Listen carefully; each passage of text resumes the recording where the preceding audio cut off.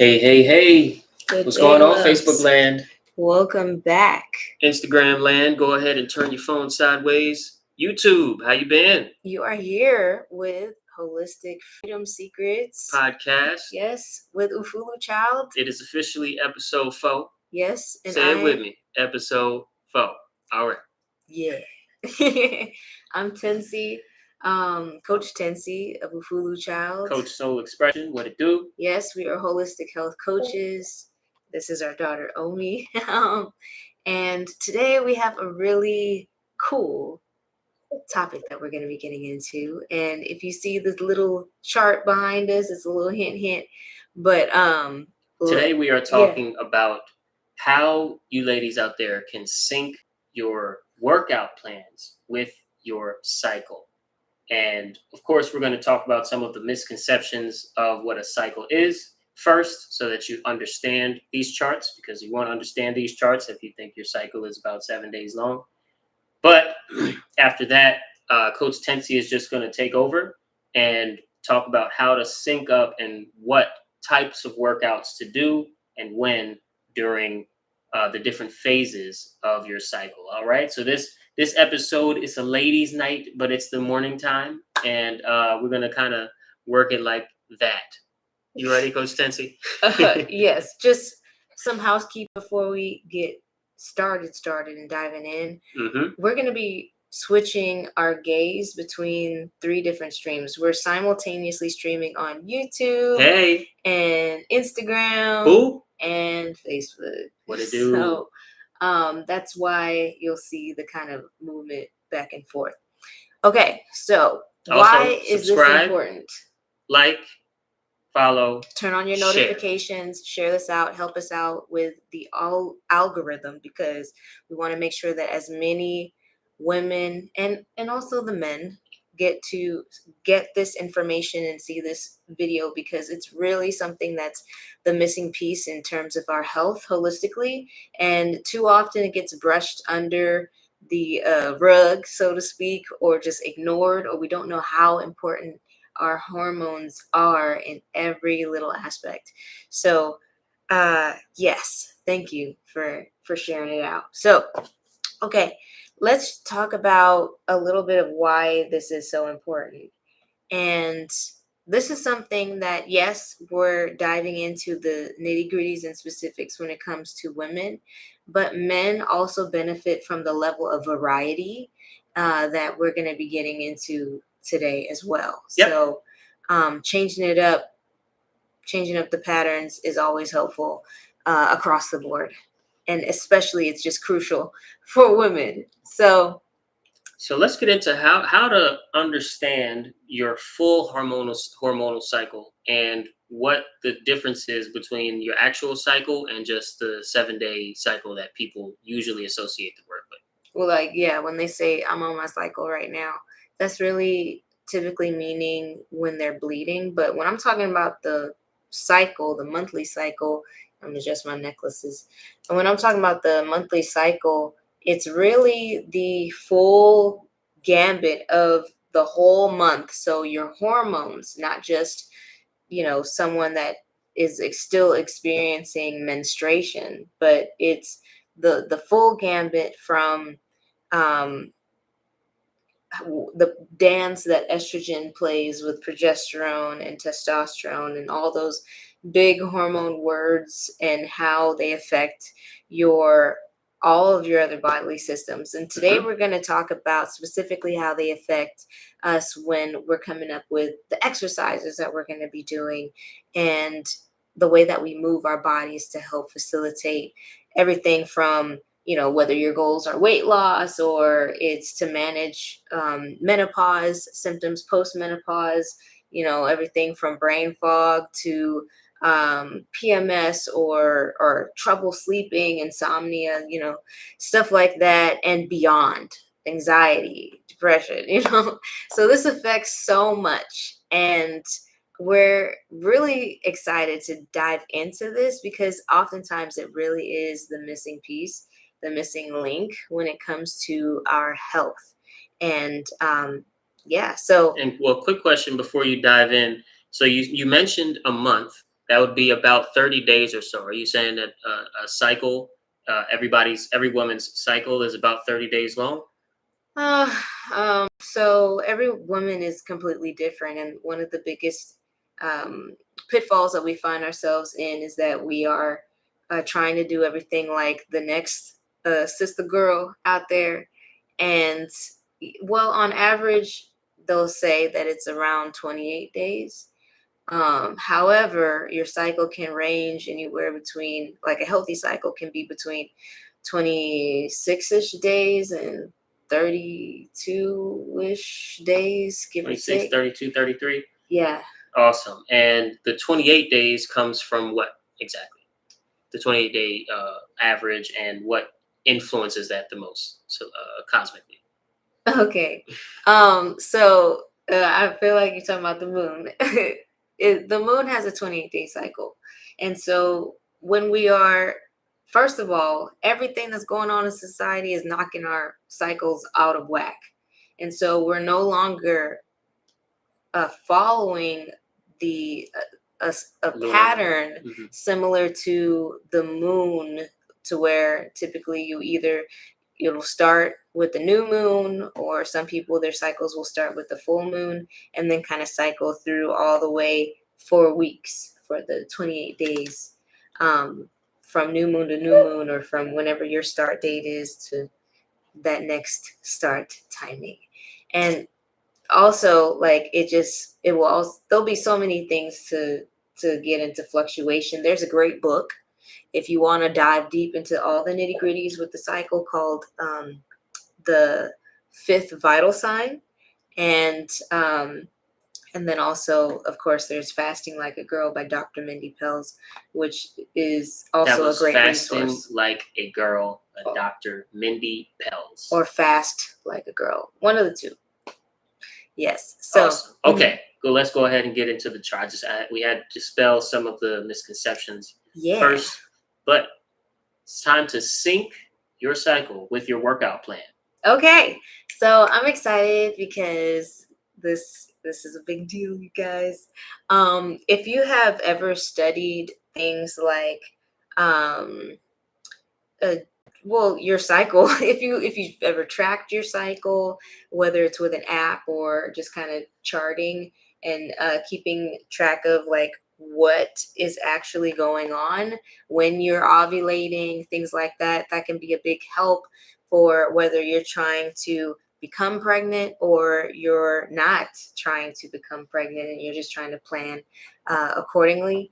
But when it comes to our cycle, there's let's go ahead and get to this chart back here. Okay, I'm just gonna adjust these cameras so we can get into the chart back here. Okay, All right. so can everybody see?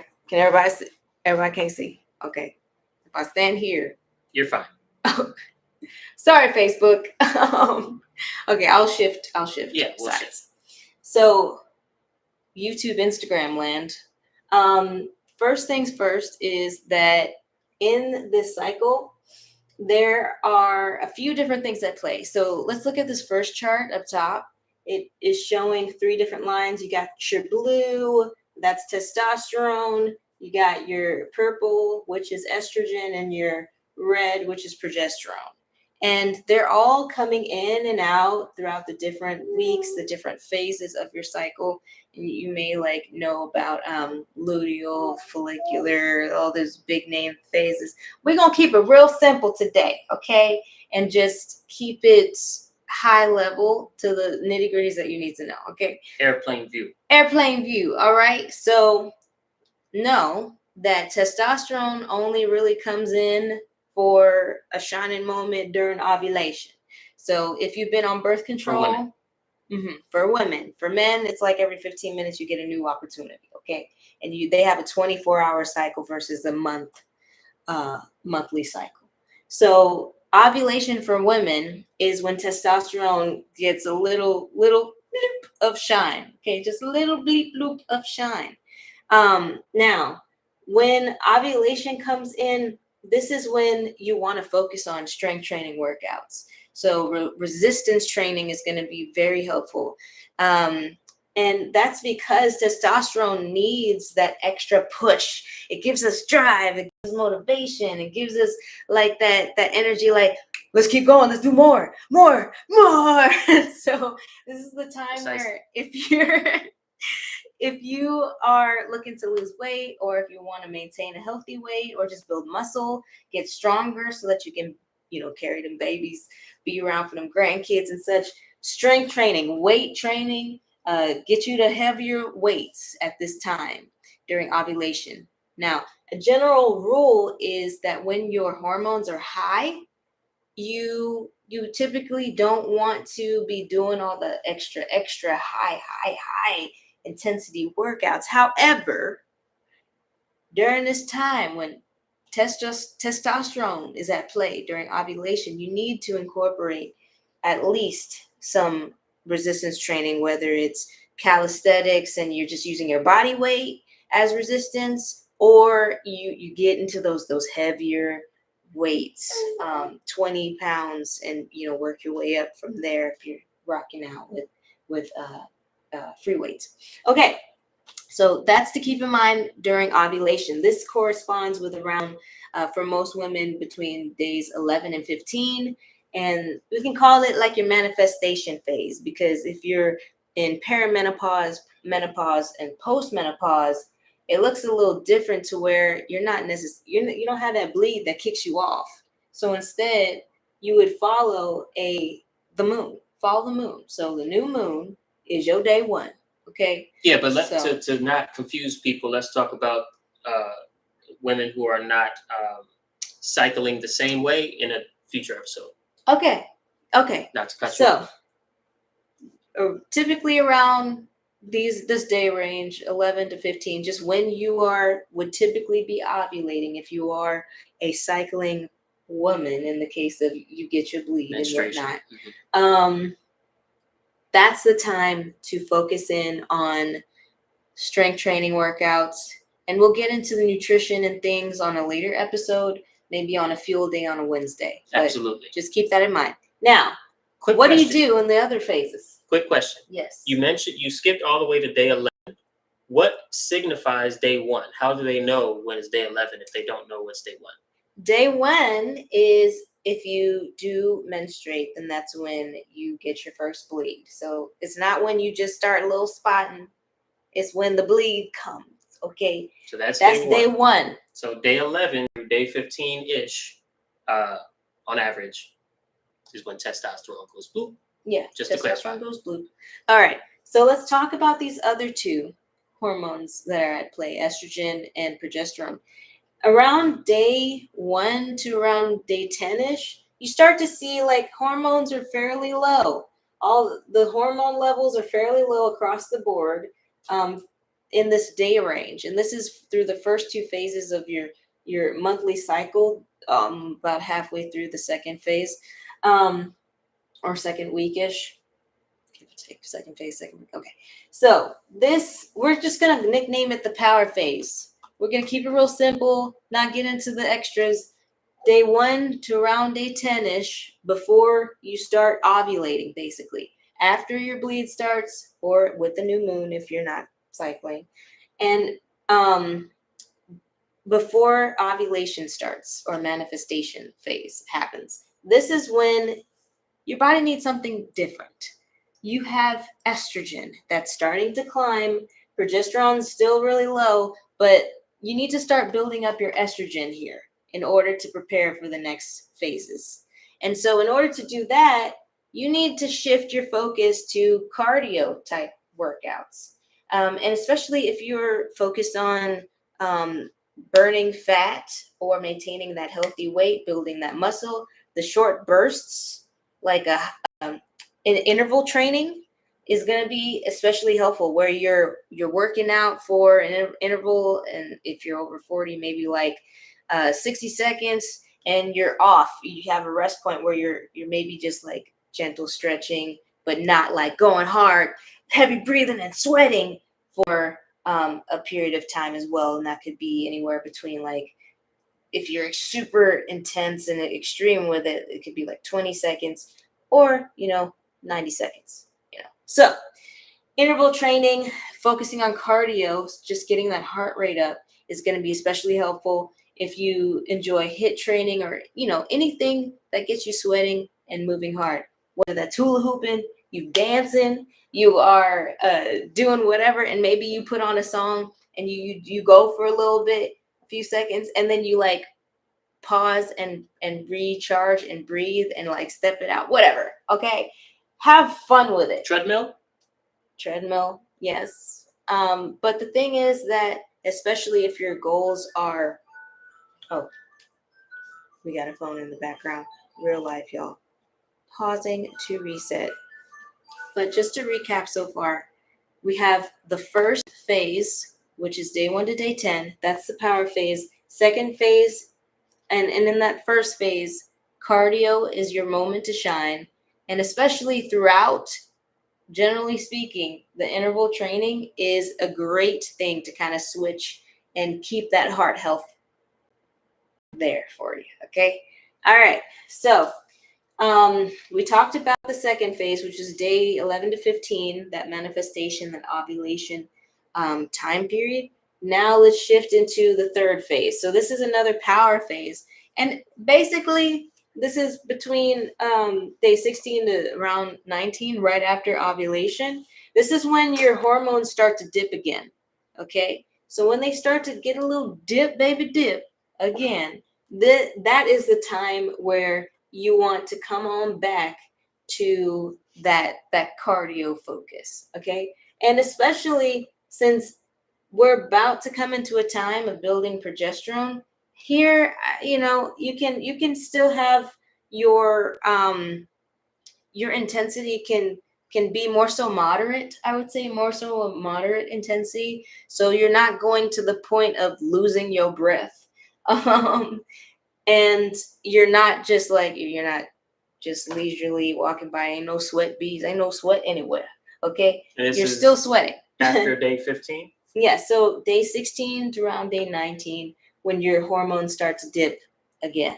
Okay, and then in this last phase, which tends to be the longest phase, we call it the nurture phase. And with this last phase, the nurture phase, what's really important to keep in mind is that progesterone's time to shine is now. Progesterone is all the way up here, baby. All the way up here with this red line. Estrogen is still kind of high, but it ain't that high. And then testosterone then went all the way back down. Okay. So during this time in the nurture phase, this is when you really want to get into that chill vibe, y'all. This is where the restorative practices, the leisurely walks and hiking, the yoga, all of that is going to shine right now. You need to really come into those meditative moments, tapping into your breath. It's low intensity. If you are doing any sort of movement, it's low intensity. We're not doing power yoga. We're not doing the heavy vinyasa. Okay. We are doing more so the restorative, the yin yoga, the kinetic yoga, to where you're just slow moving. You're allowing yourself to be, and you may not even exercise at all. Actually, I would say at least gentle stretching, at least gentle stretching every day, y'all. But those are the big phases. All right, ladies. So just a super quick recap. Yes. Day 1 through 10. Again, day 1 is signified by the first bleed if you are menstruating. Yes. Your first actual menstruation, not the spotting that comes before. Yes. Day 1 through 10 is your first set of a power phase. And that power phase is moderate to low level, high intense, where you're breathing hard, and then maybe you do an interval of rest, and then another breathing hard, do an interval of rest for your workout. Focusing on cardio. Focusing on that heartbeat. Because we need estrogen to be at her best. Days 11 through 15-ish, manifest stage, where you have a peak of testosterone for the ladies. That is when you want to get out your heavier weights, your heavier resistance bands, work on strength and resistance training. Yes. And also, since their estrogen is at her peak as well during this time, you mix it in with that interval training so that your heart rate can get up and down as well. Perfect. That's like a good little mix-up. And then you have a second power phase, and then you move into the nurture phase, which is typically for most women the longest phase, days about 20 through about 30. And during that, you want low intensity. You want to show up, but you want to be low intensity. Pay attention to your body. Pay attention to your breathing, and do lighter weights, things like that. Yeah. So no weights at all in the nurture phase. This last little phase, day 20 through 30, no weights at all. And when you think of exercising, think gentle stretching, very slow moving, low intensity, focusing on your breath, focusing on bringing down your stress levels, things that will help bring down your stress levels. And so you might find yourself going for a little walk, things like that. Maybe some gentle yoga, kinetic yoga, restorative yin yoga, those vibes. Not the power yoga, not the Pilates, not the hula hooping and jumping the rope and running and sprinting. Okay, not that. Okay, because your body needs to build up progesterone, and she get real skittish when any sort of extra stress coming from exercise gets introduced. So we got to keep it real chill, but we still got to move our body somehow. So interpretive dance. Interpretive dance, like she said, some kinetic yoga, restorative yoga. Yeah. Maybe taking a walk, up a hill, but doing it not so where you're trying to sprint up and down stairs. Awesome sauce. Yeah. Chill out. Well, so that is the phases, what to do, and things. Before we go, I just want to say that I believe in y'all. Okay, I believe in us. This is why we're going over this, because for so long you've been trying so hard to get to your health goal, whether it is, reversing some sort of autoimmune condition, or you're really just trying to detox, or your intention is more so to really, and I'm adjusting these cameras, to get into some weight loss or a healthy weight for yourself. Manage stress.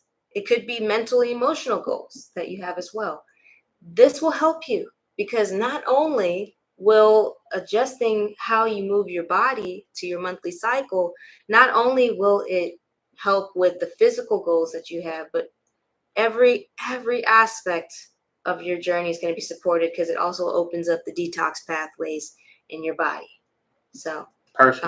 Yeah. Perfect. So remember, subscribe, like, share, notifications, so that you don't miss another episode of the Holistic Freedom Secrets podcast with us. This has been episode 4.